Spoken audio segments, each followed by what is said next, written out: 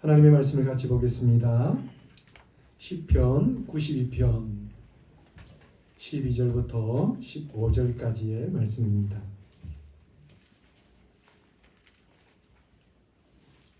시편 92편 12절부터 15절까지의 말씀입니다. 우리 한 목소리로 말씀을 같이 읽도록 하겠습니다. 의인은 종려나무같이 번성하며 레바논의 백향목같이 성장하리로다. 이는 여호와의 집에 심겼으며 우리 하나님의 뜰 안에서 번성하리로다.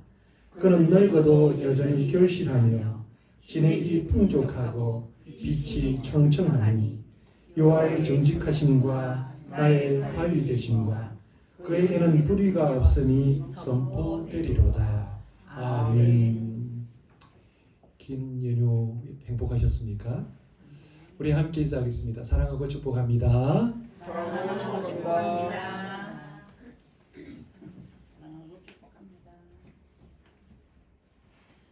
박자를 잘 지켜주셔야 됩니다.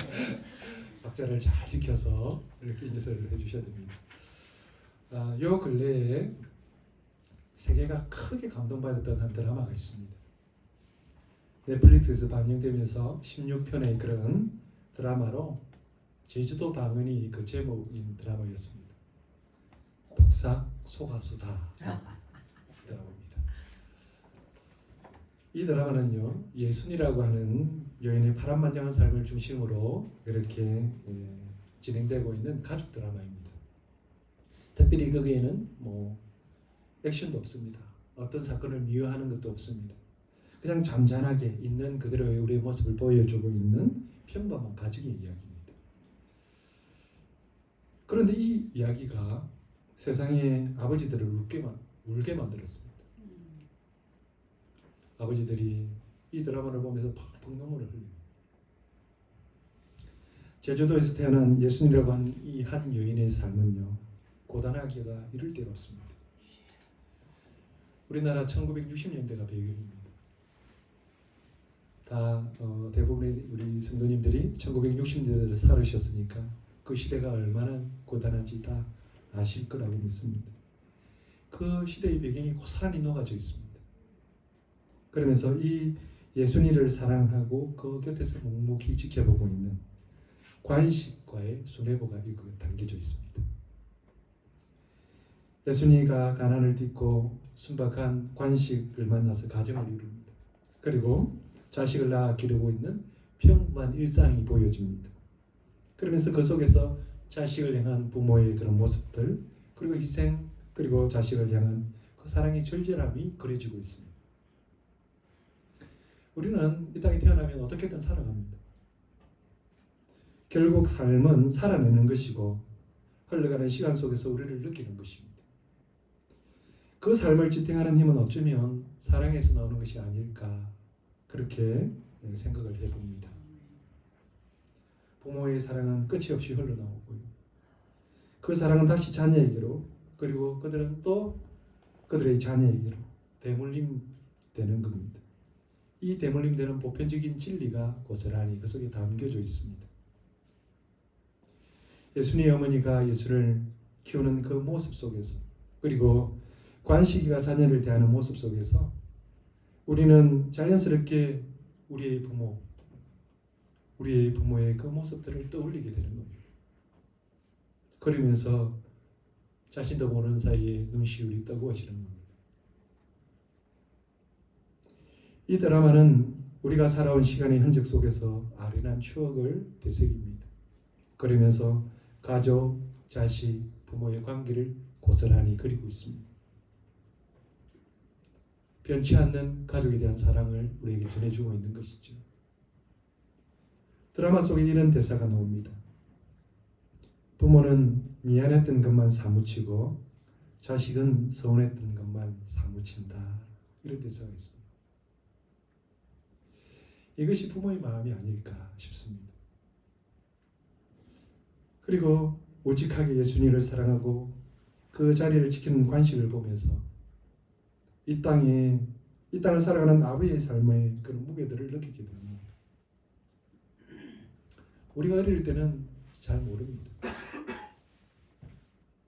우리의 눈에 어머니만 고생하는 것처럼 보였습니다. 짐자리 마른 자리 갈아내시고 자식을 위해 희생하시는 어머니는요, 우리를 세우는 힘이었습니다. 그런데 아버지가 되고 나니까요, 비로소 아버지의 모습이 보이기 시작합니다. 우리는 그 아버지의 모습을 관식을 통해서 보게 되는 것입니다. 아버지가 되고 보니까요, 비로소 그 시절 아버지가 짊어지고 있는 삶의 무게와 헌신이 어렴풋하게 깨달아지게 되는 것입니다.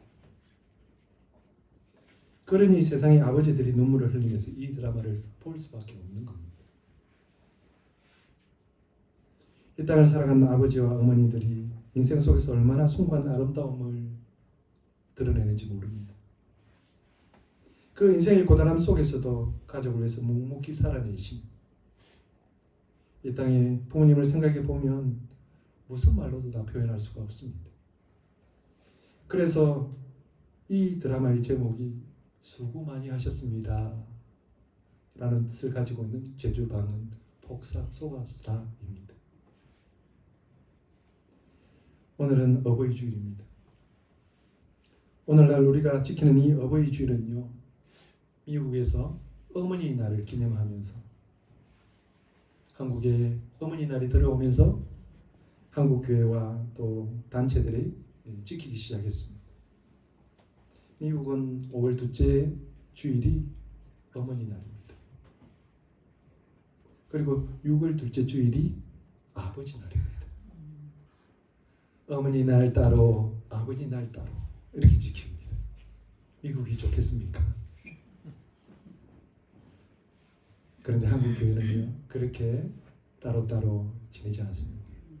한 날을 정하고 그 날을 교회가 지키기 시작했는데 5월 둘째 주일, 오늘 우리가 지키는 어버이 주일입니다.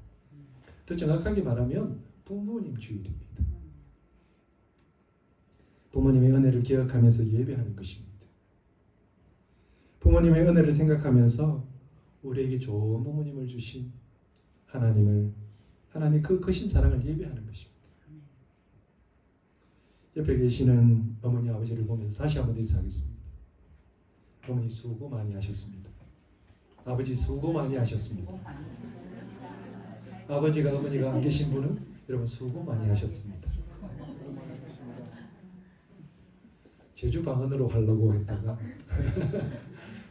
제주 방언으로 한번 해볼까요? 복삭 소가수다. 복삭 소가수다. 부모가 되고 나니까요, 부모의 모든 관심이 자녀에게 다 있구나라고 하는 것을 깨닫게 됩니다. 아마도 우리의 아버지가 되시는 하나님도 그렇지 않을까 싶습니다. 복삭 소가수다에 나오는 그 대사처럼 부모는요, 미안했던 것만 사무칩니다. 그런데 자식은요, 항상 서운했던 것만 사무치죠. 자식 된 우리가 보니까 서운한 것만 기억이 되는데요, 하나님은 미안한 것만 기억하고 계실 거예요. 많은 것을 주셨음에도 부족함을 느끼는 것이 부모입니다. 주고 또 주어도 부족함을 느끼면서 더 주고 싶어서 간절함을 가지는 것이 부모입니다. 하나님도 우리의 가정을 보면서 이런 간절함을 가지고 계십니다. 요한 3서 1장 2절에 보니까 이런 말씀을 우리에게 주셨습니다. 사랑하는 자여, 내 영혼이 잘됨 같이 내가 범사에 잘되고 강건하기를 내가 간구하노라. 여기에 간구하다라고 하는 이 말은요, 간절히 구하다 그런 말입니다. 간절히 소원한다는 뜻입니다. 우리를 위해서 간절하게 소원하는 것이 있다라는 말입니다. 하나님께서 그렇게 간절함을 가지고 소원하는 것이 뭡니까? 하나는요, 우리 영혼이 잘 되는 거예요. 그리고 또 다른 하나는요, 범사에 잘 되는 겁니다. 그리고 또 다른 하나는요, 강건하기를 간절히 소원하고 계신 겁니다. 여러분, 하나님은 우리의 가정이 건강하게 하나님의 복을 누리면서 살아가기를 기대하고 또 원하고 계시다라고 하는 것이죠. 사랑하는 성도 여러분, 이것이 저희 소원이고 또 여러분의 소원이기를 바랍니다. 아멘. 우리의 영혼이 잘 되고 범사가 잘 되고 강건한 축복이 있기를 바랍니다. 아멘. 오늘 우리에게 주시는 이 본문도요, 건강한 가정에 대해서 우리에게 전해줍니다. 하나님의 복을 받는 건강한 가정은 어떤 가정일까요? 첫 번째는요, 성장하는 가정이 건강한 가정입니다. 오늘 본문 12절입니다. 의인은 종려나무같이 번성하며 레바논의 백향목같이 성장하리로다. 그렇게 말씀합니다. 어떤 가정이 건강한 가정일까요? 가장 먼저 기억해야 할 것은 성장해야 한다는 거죠. 성장입니다. 생명이 있는 것은 성장을 합니다. 생명이 있는 모든 것은 다 자라게 되어 있습니다. 땅에 심어진 생명이 있는 모든 씨앗은 싹이 나고 자랍니다. 그리고 꽃을 피우고 열매를 맺습니다. 그런데 식물이나 나무가 자라지 않는다라면 뭔가 잘못된 것입니다. 생명이 있는 건강한 동물이나 식물은 반드시 자라게 되어 있습니다. 한 가정의 아이가 태어나서 그것을 보면서 부모님은 큰 축복의 그런 마음들을 가집니다. 온 가족이 기뻐하며 경사하고 그렇게 축하합니다. 그런데 이 아이가요, 두들이 지나고 5살이 되어도 누워만 있으면 그 아이는 이제 더 이상 기쁨이 아닙니다. 도리어 큰 근심과 아픔이 될 것입니다. 부모에게 있어서 자녀들이 건강하게 잘 자라는 것보다 더 큰 기쁨은 없는 것입니다. 우리의 영혼도 마찬가지입니다. 우리의 가정도 마찬가지입니다. 베드로서 3장 18절은 이렇게 우리에게 말씀합니다. 오직 우리 주 곧 구주 예수 그리스도의 은혜와 그를 아는 지식에서 자라가라. 영광이 이제와 영원한 날까지 그에게 있을지어다. 하나님의 가장 큰 기쁨은 하나님의 자녀들이 잘 자라가는 겁니다. 하나님 안에서 잘 성장해가는 것입니다. 레바논의 백향목같이 성장하기를 기대하신다라고 하십니다. 이 백향목은요, 송백나무라고 하는데 레바논의 높은 고지대에서 푸르게 자라고 있는 나무입니다. 어떤 기후 조건에도 변함없이 색깔이 분명한 나무입니다. 일반적인 나무는요, 비바람이 불어오면 꺾이기도 하고 뒤틀리기도 합니다. 그런데 이 백향목은요, 결코 휘어지거나 뒤틀리는 것이 없습니다. 올곧게 하늘 향해서 쭉 뻗어 있는 나무입니다. 그래서 이 나무는요, 매우 귀합니다. 주로 대들보나 기둥으로 그렇게 사용되는 나무입니다. 다윗이 왕궁을 만들 때에 사용했던 바로 나무가 이 백향목입니다. 그리고 솔로몬이 성전을 건축할 때에 성전의 기둥으로 사용했던 나무도 바로 이 백향목입니다. 하늘을 향해서 쭉 뻗어 있는 그 나무처럼 우리의 가정도 하나님을 향해서 곱게 자라기를 바라고 계시는 것입니다. 뒤틀리고 비틀어진 이 세상 가운데 하나님을 바라보면서 올곧게 신앙을 지켜가기를 하나님은 기대하고 계시는 것입니다. 우리의 가정에 이런 소원이 있기를 바랍니다. 그리고 종려나무처럼 번성하기를 기대하신다라고 말씀합니다. 이 종려나무는 야자나무입니다. 팜트리라고 하는데요, 우리나라에서 제일 많은 나무가 소나무인 것 같은데 산에 가면 소나무가 참 많이 보이잖아요. 그것처럼 이스라엘에 가면 가장 흔한 나무가 이 종려나무입니다. 늘 어디 가든지 보여지는 나무죠. 끝없는 사막 가운데 이 종려나무가 숲을 이루고 있는 것을 볼 수 있습니다. 사막에서도 자랄 수 있을 정도로요, 생명력이 강한 나무가 종려나무입니다. 무더운 환경 속에서도 결코 그 생명력은 꺾이지 않습니다. 그렇게 자라서 사막 가운데 오아시스를 만듭니다. 종려나무가 그렇게 사막에서 잘 자랄 수 있는 것은 이 종려나무가 뿌리를 깊이 받고 있기 때문에 그렇습니다. 보통 한 50m 이상 그 뿌리를 깊이 내린다고 하는데요. 이렇게 깊이 뿌리를 내리고 있기 때문에 뜨거운 사막에서도 성장을 하게 되는 겁니다. 그러다 보니까 종려나무는 사막에서 사는 사람들에게 있어서 매우 유용한 나무입니다. 종려나무 열매는요, 대추처럼 생겼는데 아주 맛이 좋습니다.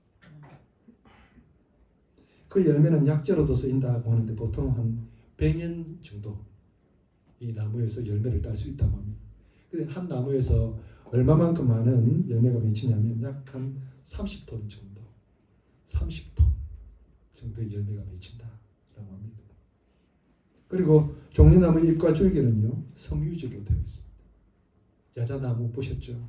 그 섬유질이어서 실과 로프를 만드는 도구로 그렇게 사용됩니다. 그리고 바구니 같은 것들 만들 때도 이 줄기를 쓰는 거죠. 그리고 나무에서 나오는 수액은요, 화장품 재료로도 사용이 되어집니다. 그리고 그 수액은 술을 만드는 데도 쓸 수 있습니다. 버릴 것이 없어요. 그만큼 아주 유용한 나무입니다. 성경에 보면 예수님께서 예루살렘에 들어가실 때에 많은 사람들이 종려나무 가지를 가지고 나와서 예수님을 환영하면서 호산나를 외치는 장면이 나옵니다. 그것이 이와 다르지 않은 거죠. 그들이 늘 이 나무를 귀하게 생각하기 때문에 예수님을 기쁘게 맞이하는 거죠. 하나님은 이 종려나무처럼 우리의 가정이 번성하기를 바라고 계십니다.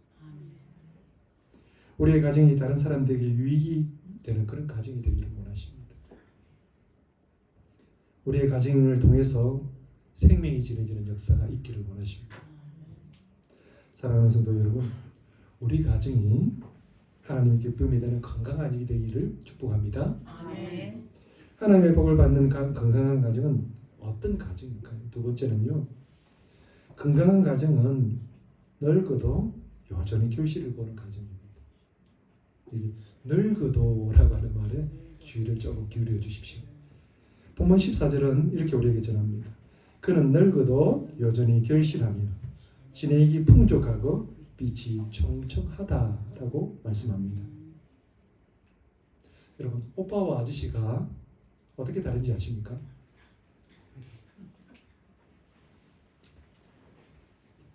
가슴이 나오면 오빠, 배가 나오면 아저씨.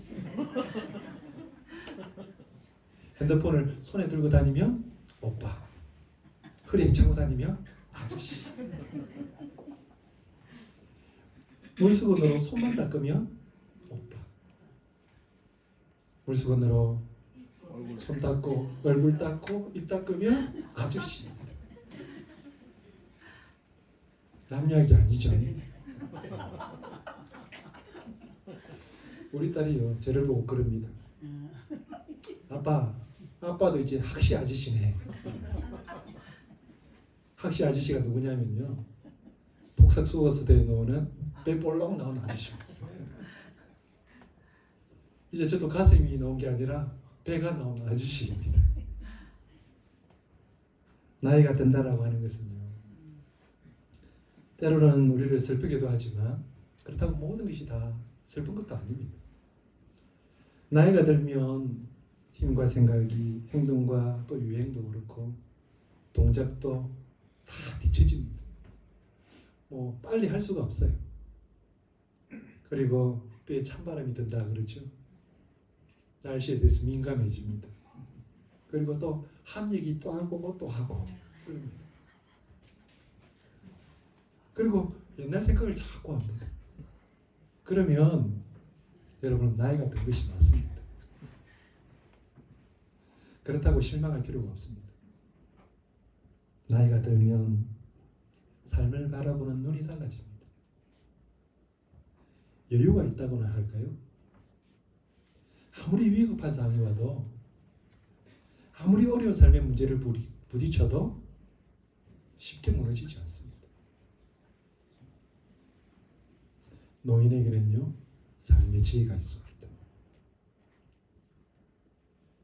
솔로몬의 아들 로보암이요, 노인의 말을 무시하면서 이스라엘은 둘로 나누어지게 되었습니다.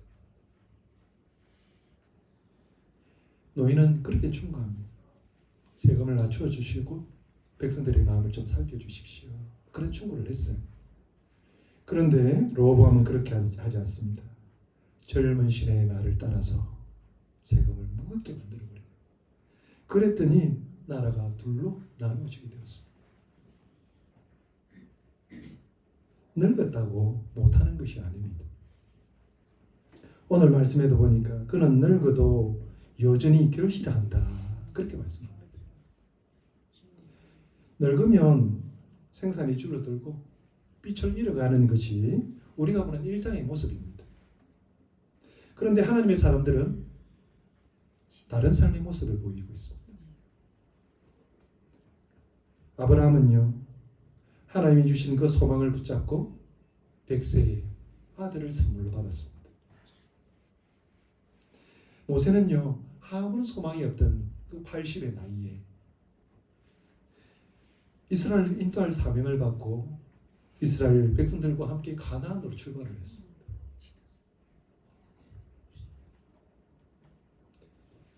(21세기의) 유명한 영적 지도자 중에 한 분이신 C.S. 루이스라고 하는 박사님이 이런 말씀을 하셨어요. 새로운 목표를 세우거나 꿈을 꾸기에 당신은 결코 늙지 않았다. 새로운 목표를 세우거나 꿈을 꾸기에 우리는 결코 늙지 않았다는 것입니다. 여러분, 늙어도 꿈이 있습니다. 늙어도 새로운 꿈을 가집니다. 나이가 많아서 못한다는 말은 하지 않으셔야 합니다. 나이가 우리의 열정을 가로막게 해서는 안 됩니다. 꿈을 쫓아서 열심히 살아가는 사람에게는요, 나이는 그냥 숫자 그 이상도 이하도 아닙니다. 인생의 모든 단계에서 하나님은요, 성장하고 성숙하는 그런 기회를 주십니다.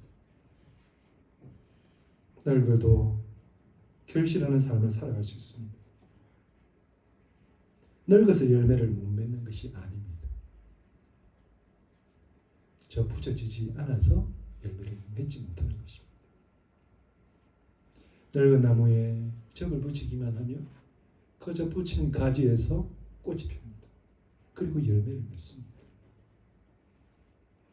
우리가 하나님 앞에 접붙여지면 그 과정을 통해서 우리를 새롭게 하나님께서 하실 것입니다. 뿐만 아니라 성경은요, 진액이 풍족한 생활을 한다고 말씀합니다. 나무에 있는 진액은요, 나무의 생명입니다. 생명을 공급받는 나무는요, 아무리 나이가 많아도 늙어도 푸르름을 잃지 않습니다. 우리가 성령 충만한 삶을 살아가면 마음속에서 솟아나는 강 같은 기쁨을 누리게 되는 것입니다.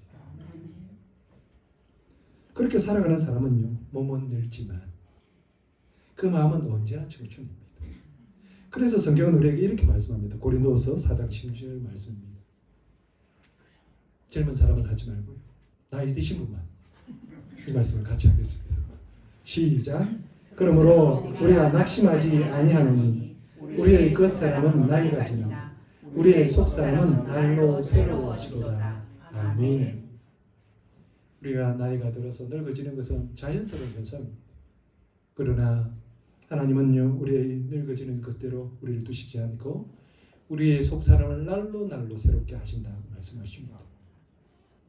성도는요, 그 속사람이 날로 새로워지는 사람입니다. 오늘 본문에도 그렇게 말씀합니다. 그 빛이 청청하다 그랬어요. 이 청청하다라고 하는 말은요, 늘 푸르다는 말씀입니다. 종려나무나 백향목처럼 푸르게 이 세상을 살아간다라고 하는 것입니다.